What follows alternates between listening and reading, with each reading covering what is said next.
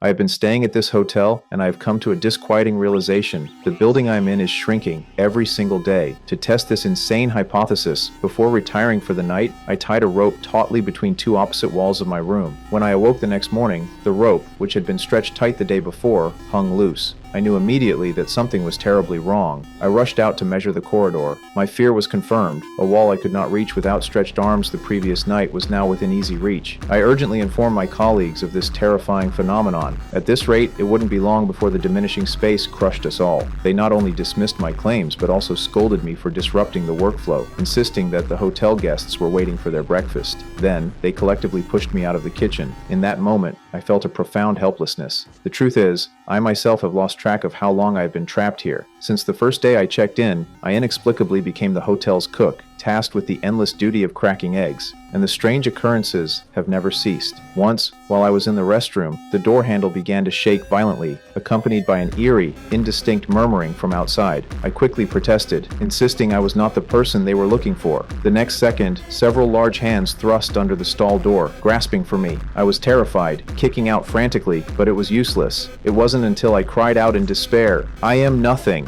that the hands withdrew reluctantly. I did not dare to leave the stall that night, sleeping fitfully on the cold tile floor. The next morning, my curly-haired colleague found me and let me out. I knew I could not wait any longer. I asked him about the hotel's exit. He told me he had worked here for 8 years and had never found a way out. As we spoke, I saw the front desk clerk enter the kitchen. I turned immediately to confront her, but in the blink of an eye, she had vanished without a trace. Knowing the place was too dangerous to remain, I went directly to the head chef and tendered my resignation. Upon hearing this, the chef fell to his knees, begging me with tears to stay. He kept repeating, "We are a collective. No one can be missing." Seeing his genuine distress, I reluctantly agreed to stay, for the time being. However, another colleague witnessed this scene. Mistaking my actions for a ploy to gain promotion, he turned cold toward me. That very night, he expelled me from our shared quarters. With nowhere else to go, I retreated to my original room. It was then that the hotel descended into chaos. The head chef and his subordinates began a strange, ritualistic dance in the kitchen.